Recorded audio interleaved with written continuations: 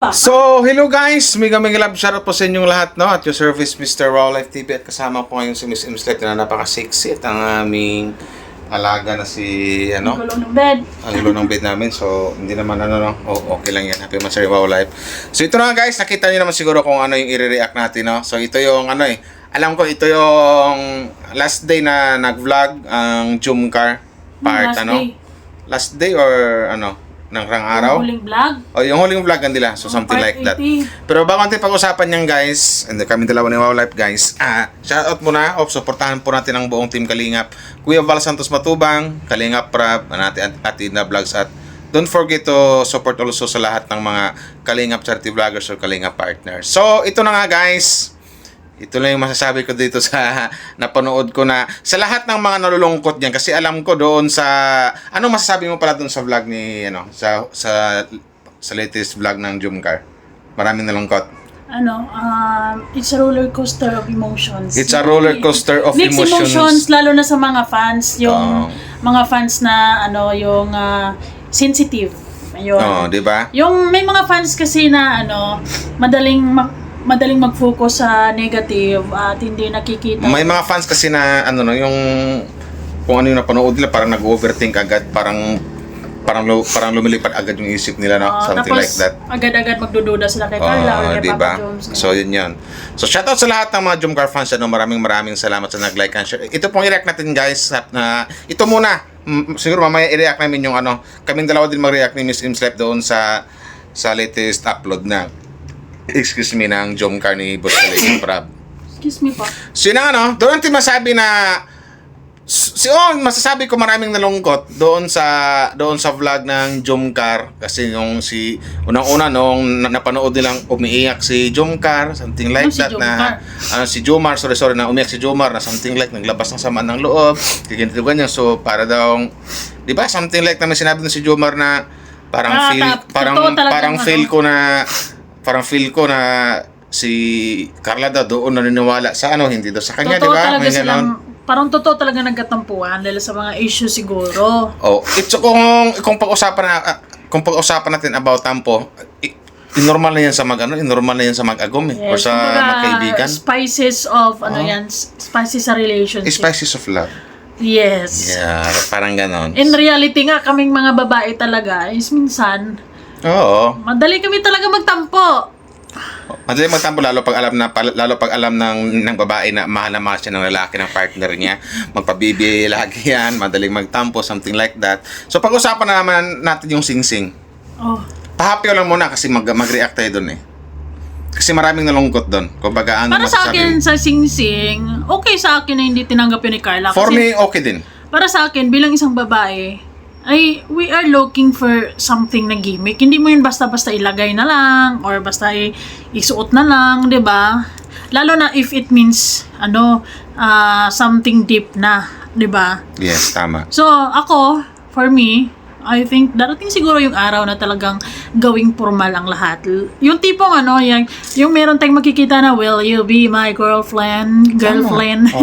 Will you be my girlfriend? I think yun yung bilang isang babae, it's really good na may ganun. Na may ganun. Kasi doon rin masusukat ng isang babae kung gaano ba katatag ang pagmamahal ng isang lalaki. Yes, totoo. Kasi bilang sikat sila ngayon, talagang sinusukat din talaga ni Carla. What if wala ang lahat ng ito? Yes, diba? What if wala ang lahat ng ito? Paano tayo? Anong pakikitungo mo sa akin? So parang okay din para sa akin. Sana maraming babae na may ganong paninindigan na para hindi agad-agad masasaktan. Although kapag pumasok ka sa isang relasyon, hindi man maiwasan talaga magkasakitan kayo dahil sa magkakaroon kayo ng tampuhan, meron kayong mga discussions na in the end, mag-aaway pa kayo. Basta marami. Kumbaga maraming pagsubok pa silang madadaanan. Yes, diba? totoo. Maraming pagsubok na madadaanan kasi pagdating sa mga bagay-bagay na yung mga something like boyfriend sa girlfriend, yung tipong hindi pa mag-asawa. Maraming pang away mangyayari yan. Maraming away, maraming tampuhan. Pero lahat naman yan baliwala kung talagang mangingibabaw sa kanila yung pagmamahalan o yung pagmamahal nila sa isa't isa. Sa totoo lang, napabilib naman ako kay Papa Jones kasi I can feel him as a lalaki na mahaba talaga yung pasensya. Oo. 'Di ba? Yung pasensya niya talaga is andun yung mahaba. Mahabang mahaba. Pero alam ko, nakabati na sila eh. Ayos na yan. Di ba yung tampuhan nila? Kasi ang alam ko, di ba? May narinig kasi ako ng sabi ni Papa Joms na kung may tampo daw si Carla daw, kung magtampo daw isang Carla, wag mo nang bigyan ng kahit ano, basta ang ibigay mo pagkain. Ay, kaming mga babae Sila, talaga. Parang ito, si Miss Hips Kaming mga Life. babae talaga, I feel na mostly sa mga kababaihan kapag pagkain lang naman talaga yung sagot kasi minsan hindi namin yun hihingiin pero dapat magkusa ka kasi minsan kapag gutom ka, pag gutom or may cravings, may gusto, Mainit ulo. parang matitrigger kami. Parang may ganun kasing klaseng babae talaga. Pwera na lang, bilib ako sa mga babae ding mahaba rin yung pasensya. Pero mostly sa mga babae is talaga, hindi man like ma-attitude, yung tampururot. Yung Yes, ganun. yun. Words na tampururot. So ito, bigyan mo ng reaction to Wow Life. I-play natin to, no? Well, actually, ang sanabi diyan ni Kalinga, huli na naglalambingan. No, sumad na huli. Huli, naglalambingan ang mag-agom or yung dalawa, di ba? Oh.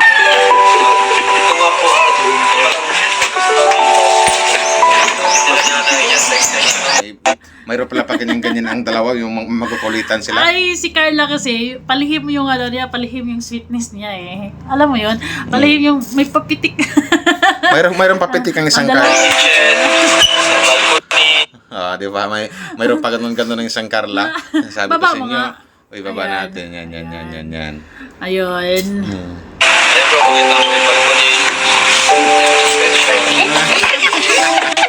Nakita sa cam, di ba? Kasi sa vlog kasi nakita na malungkot yung Jomcar and something like na malungkot si Jomar. Pero dito pala sa off cam pala, nakita nilang nahuli ni Kalingap David na nagkukulitan yung dalawa. Yes. Ito pala yon. Maayos na maayos sila. Maayos sila guys. Huwag niyong isipin na I think totoo yung may tampuhan talaga. Pero syempre, napag-usapan naman, lahat ng tampuhan. Sa akin naman, hindi na big deal sa akin kung magtapuhan ang Jomcar kasi i-forming nga talagang normal na yun. It's a normal things, something like that, na magkatampuhan. Oo. Actually, yung ibang mga bashers, nag-ugat yung inis nila kay Carla nung nagkatid si Papa Joms ng Jollibee. Tapos parang gusto ata magpa-picture ni Kalingap Jomar. Tapos parang inis na lang ni Carla. Ay, tama. Oo. Parang na-content ko rin yun. Pero, I think for me, kung meron kayo talagang tampuhan, normal lang talaga yun na yun yung magiging reaction mo. Nagkatampuhan na kayo, masama yung loob nyo sa isa't isa, di ba? So ano ba dapat reaction mo? Oh, Di diba? porket kasi may camera is talagang, at least nakita natin si Carla na ganun. And believe ako kay Kalingap Jomar dahil yung love at yung patience niya for Carla sobrang is haba kasi yung mahaba yung ang niya. haba ng pasensya na Yes. Which is, yun yung kailangan naming mga babae kapag kami Tsaka- maikli yung pasensya ng babae, dapat maghanap ng lalaking mahaba ang pasensya. Tapos mas maganda lang dito kaya mahaba ang pasensya ng isang Jomar. Napansin ko si Jomar kasi parang ako. Pag mahal mo ang kapartner mo, mahal mo yung girlfriend or something like asawa mo, mahaba talaga pasensya mo. Sobrang haba ng pasensya ni... Bakit ba mahaba ang pasensya ng isang Jomar? Isa lang yun. Mahal niya yung babae, mahal niya yung kapartner niya. Yun lang yun. Yes, actually guys, Hindi niya kayang dumating sa punto mag-away sila ng lubos-lubos. yung mga fans kasi, kaya medyo disappointed sila sa Part 80 because gusto daw nila ng assurance. Ang sabi ko naman, ang assurance kasi, since matagal pa tong journey natin with Jomcar, antayin natin kasi papunta pa lang Hintayin. tayo sa climax, papunta pa lang tayo sa exciting part. Papunta Diba? pa sa wow, ang ganda ng word na climax. Parang may naisip ako sa words na climax eh. Papunta pa lang tayo doon. Kumbaga, papunta pa lang tayo something like dun sa exciting Kasi- So, Oo. easy lang. Wag masyadong magmadali. Mm. Basta, kung suli Jomcar ka, marunong ka maghintay. Kasi yung iba gusto agad engage. Wag naman. Wag naman, kasi ang alam natin na napakaaga pa. hindi pwede nung i-engage. Hindi, wag muna. Hayaan mo natin yung dalawang i-enjoy muna nila yung pagiging sila. Kung anong mayroon sila, enjoy muna nila. Wag mo na yung engage na. Wag mo na. Nag-aral pa si Carla. Nag-aaral pa eh. Kahit sabihin natin nasa tamang edad na si Carla, pero 19 pa rin. 19 pa lang 19 naman. pa rin si So ako naman, para sa akin kasi, since hindi ako nagmamadali eh. Kumbaga, hinahayaan ko sila because I believe habang tumatagal yung serye nila, meron sila diyang matututunan, meron silang mga realizations. Actually, it's a test of patience din para sa kanilang dalawa. And for me, Kalinga Prab is doing a good job. Yes, tama. So yun lang yun, hindi man pwedeng tuwing upload ng Jomcar, puro na lang kilig, di ba? Parang Since this is serye, or ganyan, Kalingap serye. Pero meron talagang masasabi ko twist lang yan. life, no, hindi lang ito, kaputulin mo na kita. Pagdating sa love team kasi, pwedeng sabihin ko lang sa mga fans na don't expect too much. Oh yes.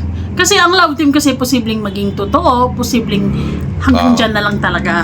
Di ba? Kasi hindi man natin mapipilit yung tao or yung puso nila. O ngayon napasok ko ang nasabi kong don't expect too much sa Jomcar, mag-i-expect ka or ano? Ako nag-expect ako sa Jomcar and I'm hoping and rooting for them na magkatotohanan pero hindi ako nagmamadali. Kumbaga, for me, slowly but surely. Slowly but surely. Yes. Good yun. For me naman, ako rin nag-expect na ako si Jomcar kasi something like na iramdam ko sa tuwing vlog nila na masabi ko na hindi rin to basta-basta love team itong Jomcar to. Parang mayroon na talagang masasabi kong, sabihin natin para mas madali, mayroon silang espesyal na pagtitinginan sa isa't isa. Yun lang yun, mapa-on cam or mapa-off cam. So, nag-expect ako na soon na talagang sila yung magkakatuluyan, something like that. Pero, sabi ko kanina, don't expect too much. Yun lang yun. For me, pag sinabi kasing don't expect too much, it seems like you're giving a negative sign. 'Di ba? For me kasi, malaki ang expectations ko sa kanila, pero hindi ako nagmamadali. I'm not looking for assurance. Kumbaga, hahayaan ko sila. Bahala sila. Because I believe na kapag nararamdaman nila yung tinatawag na pagmamahal na meron sila, with or without us, fans, itutuloy man nila yan eh. 'Di ba? Kasi at the end of the day, sila man yung magkakasama, sila man yung nasa relasyon, hindi man tayo. Sila yung masusunod. Kumbaga magiging thankful na lang tayo na pinaramdam din ng kilig ng Jomcar. So, yes, yun kumbaga kasama tayo sa journey nila. Kumbaga tayo yung witness tayo sa pagmamahala nila, ganun. Pero wag niyo mga Jomcar fans, wag kayong magmadali na laging sinasabi na mag-engage na dapat ganito ganyan na wag ganon. Kumbaga maghintay lang tayo. Dapat marunong tayo maghintay kung ano yung magiging outcome ng Jomcar love team. Yes, truthness. So, yun na nga guys, maraming salamat guys. Ito lang yung pa-happy na reaction namin. Thank you guys so much. Basta ang alam ko, sobrang saya or ang sarap ng ngiti ni Kalingap Joe. May papitik-pitik sa... May papitik-pitik sa puchi Carla sa... Si Carla kasi, ang napapansin Jomar. ko kay Carla, I think she is sweeter off-cam kaysa on-cam. Kasi kahit naman na hanggang ngayon, kahit naman na medyo matagal na siya sa Kalingap, nararamdaman ko pa din na andun yung hiya. Nahihiya pa din siya.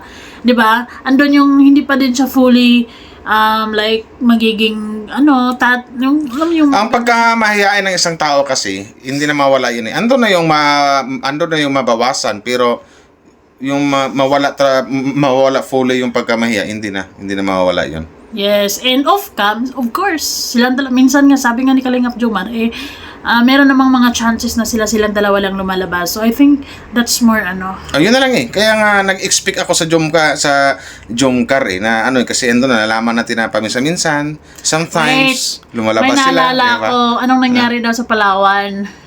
Tapos may nangyari daw sa isang kwarto. Ano naman yung kwarto yun, guys? So, yung mga isip nyo ano na yan? Para sa akin, bahala na kayo mag-isip. Basta, meron din akong iniisip, pero hindi ko share. Basta, alam ko sigurado ako na... Yung doon sa Palawan, yung sinasabi na rin ko may doon sa isang kwarto. Hindi. Actually, yun yung revelations ni Beyonce nung birthday ni Carla. And then, si Kalingap Hana is nag-follow-up question siya for... Actually, 2 beses na to sinagot ni Kalingap Jomar sa Palawan na something special daw. And then, si Kalingap Jomar nung nakaraan lang is nagbigay siya ng clue sa isang kwarto. Baka andon yung first yakap nila, di ba? So, I think may something happened na very special because I can feel Kalingap Jomar when he talks about it is kinikilig at nakangiti talaga siya at ayun, hindi niya makakalimutan at tinitreasure niya yon. So, Wow, I think sana it's something very, very special first. Bagay na first. So, okay, kayo na daw bahala mag-isip, sabi ni Kalingap Jomar, kung ano man yon. Yes, kaya tayo na lang mag-isip guys kasi sabi rin ni Boss Jomar at tayo na lang bahala mag-isip. So, maraming salamat guys na hindi namin pahabain to kasi i-react pa namin yung Thank you guys so much and syempre mag-suggest kayo kung ano pang i-reaction namin dalawa sa Jomcar and let's talk about it. Thank you guys so much. Miss Sims Live here together with Wow Life TV. Salamat po. And sa mga gustong umorder ng aming sabon, message me sa aking FB, Miss Sims Live. Bye-bye. Salamat guys. Bye-bye guys. Salamat sa mga nag-like and share. Babush!